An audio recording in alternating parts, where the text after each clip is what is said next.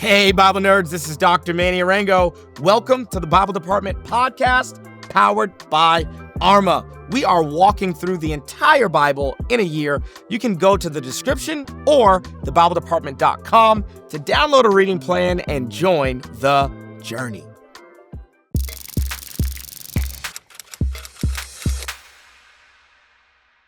Welcome to day 198. We are in the book of Isaiah, chapters 20, 21, 22, and 23. This is the end of the section that we would organize as Oracles Against the Nations. Remember, this started in chapter 13. We're ending our reading today in chapter 23. So you've been awesome. You've made a trek through all the Oracles of the Nations. If you haven't done today's reading, go ahead, stop the video, stop the audio, go do the day's reading. You only got 4 short chapters and really like fun chapters to read. I mean, Isaiah's going to get naked and everything. It's going to be great.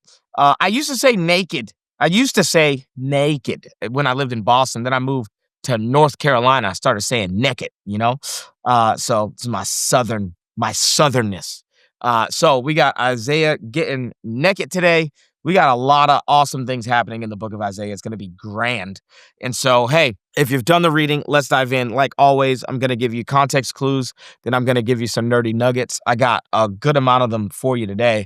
And then we'll always leave with the timeless truth. Let's dive into some context. Chapter 20 immediately starts with context, okay?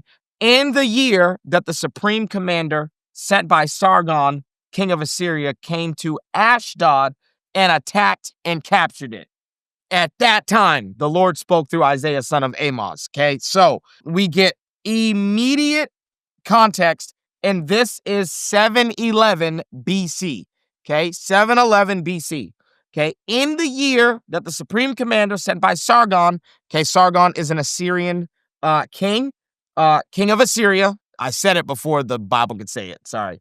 I was trying to give you context, but the Bible's already giving you context. Came to Ashdod. Now, where's Ashdod? Ashdod is a Philistine city. Ashdod, a Philistine city, so the Philistia is a small kingdom, is scared of the big bad Assyrians that are going to come and attack it. And so they try to ally up with Egypt. Okay, so they're going to form an alliance with Egypt. They're going to become vassals of Egypt because Egypt is a powerful, strong, large nation. And Ashdod, one of the capital cities of Philistia, is still going to fall to the Assyrians, even though they tried to ally themselves with another big, bad, powerful nation called Egypt. The big, bad, powerful nation called Assyria is still going to take them into captivity. And Isaiah has some really, really, really tough news, a tough pill to swallow. He's like, in the same way that Egypt failed the Philistines, Egypt will fail us. We are going to get led naked and barefoot off into captivity. Now, I want to help us realize, Isaiah ain't popular, okay? No one wants to come to church on Sunday and hear this. No one's trying to hear, yeah, man, God's pissed. He's had enough. He's going to lead you naked and barefoot out to Babylon. No one's trying to hear that. And so Isaiah is not popular in his lifetime. Neither is Jeremiah going to be popular. Most of the prophets are not popular.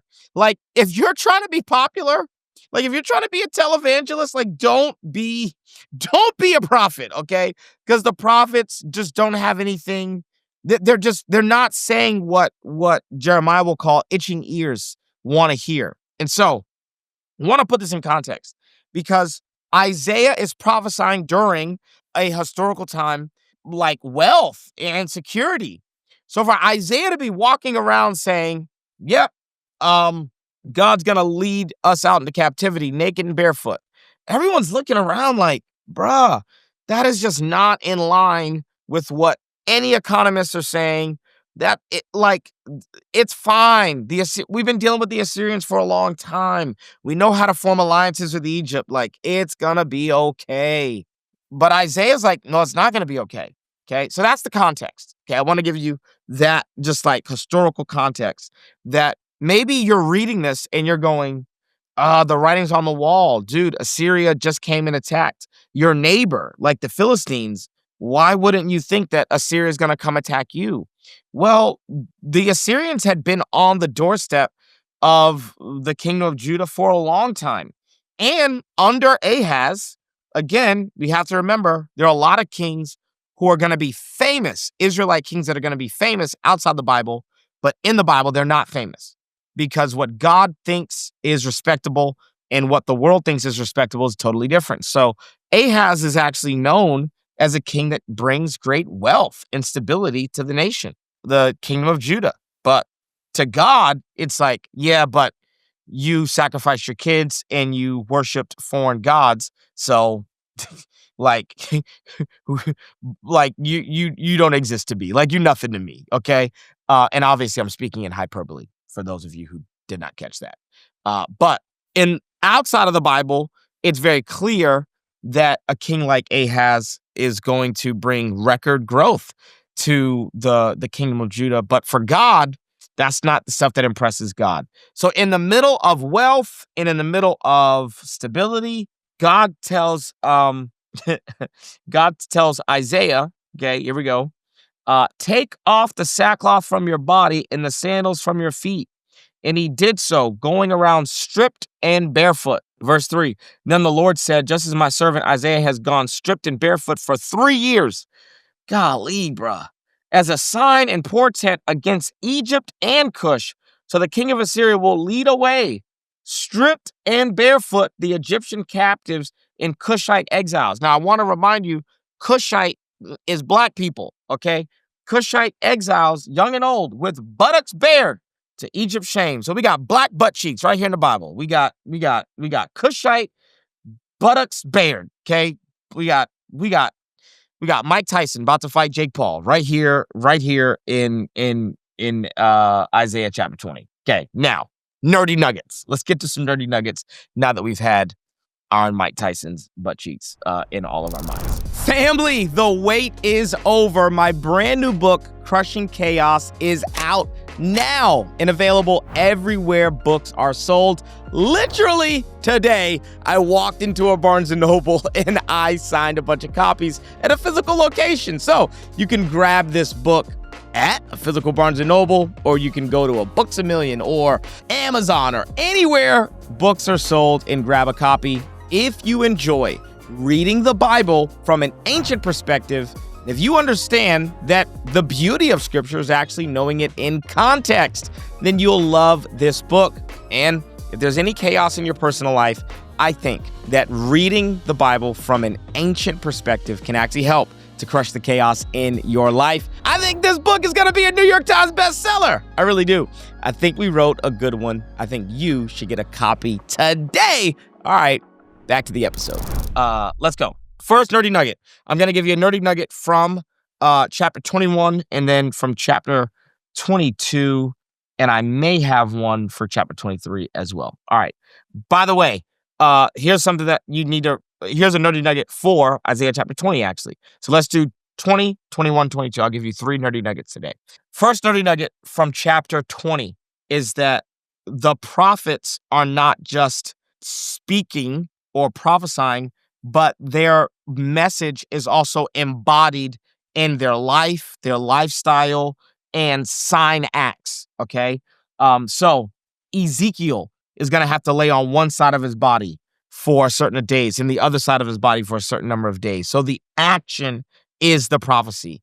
What Isaiah names his children, he's naming his children based on a prophetic word that God is given to the nation, not given him personally, but given to the nation. Hosea is probably the biggest example of a prophet having to live out a lifestyle based on the prophetic word. So the prophetic word to Israel is that God is a faithful husband, even when Israel is an unfaithful bride.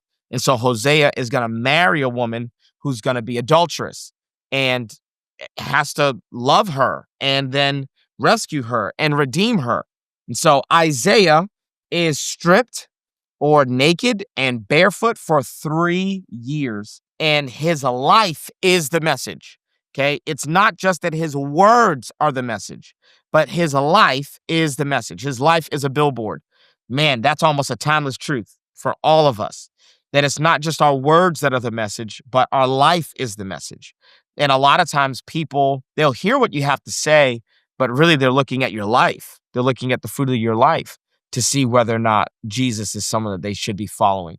So, next nerdy nugget number 2 comes from chapter 21. I had to pull out my NRSV today because the NIV is going to tell us when chapter 21 starts. This is a prophecy against the desert by the sea. That's what the NIV says, but the NIV is not translating this well. The NRSV says the oracle concerning the wilderness of the sea. The ESV follows suit with saying the wilderness of the sea. This is a prophecy against Babylon.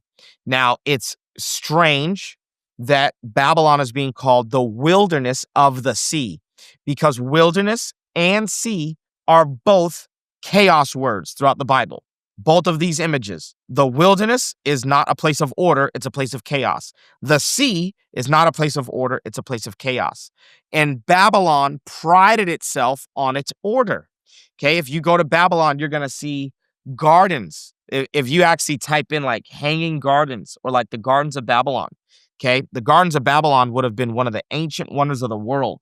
So, this is a city known for its glory, great ordered wall, massive ziggurats, legendary gardens surrounding the life-giving waters of the Euphrates. Okay, the Euphrates River is the thing that has produced all of this life. And remember when you were in school, you read about the Fertile Crescent. Okay, and this area of the world was fertile because of the Tigris, the Euphrates, the Nile, these rivers. So Babylon prided itself on order. When the Tower of Babel, when they're trying to build a tower, that's actually a ziggurat. Okay, so if you've been listening to episodes for a long time, you're familiar with what a ziggurat is what Jacob saw in his dream. A ziggurat, which was an ancient temple. It's an ancient temple that looks like it has like stairs on it. So Babylon is known for what I would call man-made order. And remember, the Genesis account is an account not of God creating something out of nothing. That's how modern readers would read it. But it was actually an account of God creating order out of chaos. Babylon, which is the capital of the Babylonian Empire, the city of Babylon is seen as the bastion for human order. Whether that order be found in laws, whether that order be found in the military, whether that order be found in ziggurats or gardens, Babylon is known for order. But man-made order will become chaos when God is not involved. Although Babylon is known for order, what does God say? God calls it a wilderness of the sea. So the oracle starts by God calling a place known for order a wilderness of the sea. And unless you know how to interpret the symbols of the Bible, then you don't really know what the Bible is saying. And what the Bible is saying is that even your best attempt at order is still chaos because you don't have me. And so that's the whole oracle starts out with wilderness of the sea. This term, wilderness of the sea, reflects in some way the formless and void picture of the world without God's order in the beginning of Genesis. Babylon, which prided itself over its great city, would become the opposite of what it believed it was. Okay, so we got 2 nerdy nuggets already. Next nerdy nugget. This section of Isaiah is full of language that's going to find itself in the book of Revelation. These oracles contain many lines and images that will later be used by John in his apocalypse. Lines such as fallen is Babylon, which is chapter 21, verse 9. That is going to find itself in Revelation chapter 18, verse 2. Or the image of Tyre, which is one of the capital cities of the Phoenician Empire, prostituting herself with the nations. This imagery will be used by John when he declares judgment on both Babylon and Tyre, on the Babylon and Tyre of his own day, which is Rome, or the Roman Empire. This one is really, really cool. And you got to be really nerdy to nerd out on this one. This is from chapter 22, okay? There's this little confrontation between Isaiah and Hezekiah's steward named Shebna. And in the grand scheme of things, this is like not that fascinating. But in terms of archaeology, this is really, really, really fascinating. So actually, let's just go ahead and read chapter 22, verse 15.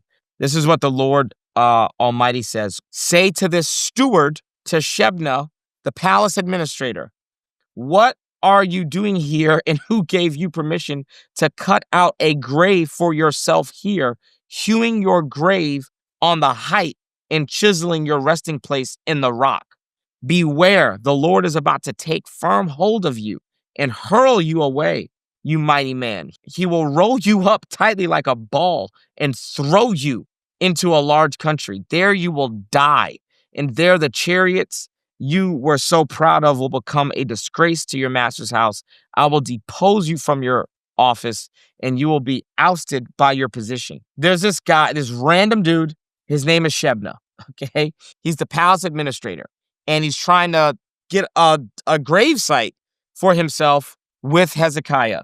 And this seems like just something that is not even that important. The implication of this confrontation that we have in the book of Isaiah is that Shebna would lose his position and probably be in that tomb sooner than he hoped.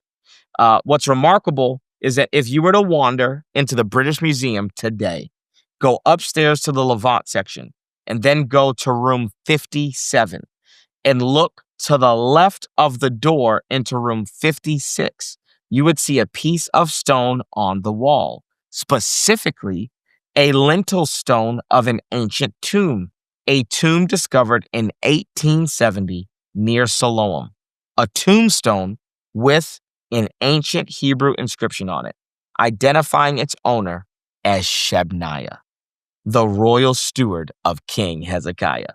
The very tomb Isaiah spoke of is there in London in a room that anyone can go into for free and look at, because the stuff that happened in the Bible is actually historically accurate. And that's just really, really cool. I know that's like the nerdiest of nuggets.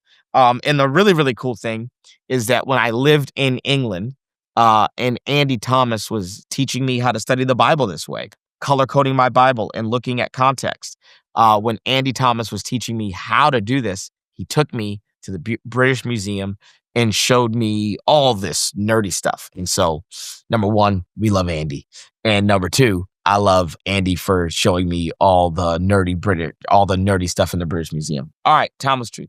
There's a big message in these chapters, which is to not trust in Egypt. Okay? Ashdod is going to trust in Egypt, and the Assyrians are still going to prevail. Now, like I said yesterday, there's actually a massive Christian population in Egypt today. So what God is not saying is don't trust Egyptian people. That's not the message.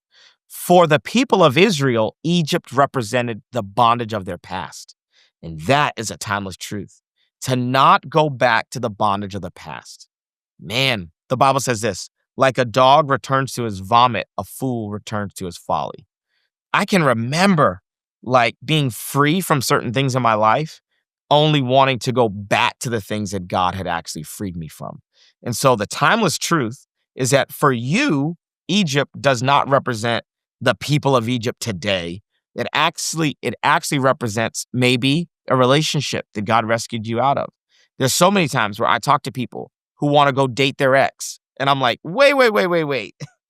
God rescued you from this relationship. And I've been there. Trust me. I've been there where there was a toxic, dysfunctional relationship and God finally delivered me. But then you get lonely and you start questioning, did I make the right decision? And man, if you're in just a circumstance, I remember for me, I had left a job in North Carolina at a church. And while I was on the road being an itinerant speaker, COVID happened. And my pastor called me and said, do you want to get your job back? And I just remember hearing the Lord say, you can't go backwards. You can't go backwards. I'm the God that wants to bring you forward. I'm not trying to bring you back.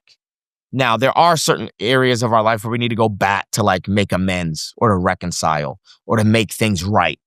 maybe make some mistakes that went wrong, make those things right. So there are certain areas where we need to go back to fix things. But I knew that season was over. I was not supposed to go back on staff at that church. And I'm not saying that that church was bondage. I'm just saying that it represented something from my past, that God wanted to continue a forward progression, a forward movement. And so one of the big themes that we're going to get in these chapters is that, man, Israel's just not supposed to go back. They're not supposed to trust in the Egyptians. They're not supposed to trust in Egypt. And what that represents is going back to old institutions, old relationships, old habits, old sin, old things that kept you bound. And God's not telling you to go back. But, and maybe here's the most succinct way I can say it. Sometimes those things that are consistent and predictable are not always safe or secure. And sometimes the human mind has a way of conflating safe and secure with predictable and consistent. And I've had so many things in my life where it was consistent, it was predictable, but that doesn't mean it's safe or secure. We can't define safety and security based on whether or not something's consistent or predictable. I know women personally that have a real hard time leaving a man who's abusing them because that man offers consistency and predictability, but that man is not safe and that man is not secure. So maybe there's something in your life right now and it represents consistency and predictability, and God's trying to put it in your rearview mirror. He wants it to be in your past. And there's a temptation to go back to the past. And God is saying, please, please, please, please, please, just keep moving forward. Move forward out of whatever it is that I have delivered you from. All right. That's our timeless truth for the day. Tomorrow, we got day 199. We're going to be in Isaiah chapter 24 to 27. And this is an apocalyptic section of the book of Isaiah. It's going to be really fun. I can't wait to get into it with you. I'm so proud of you, especially if you're on a streak. I'll see you right here tomorrow. Love you guys. Peace. Thanks so much for joining us on the Bible Department podcast. If this episode was helpful, how about you leave a comment, share with a friend, and subscribe so that you never miss an episode. To learn more about the show, head to thebibledepartment.com. We'll see you right back here tomorrow.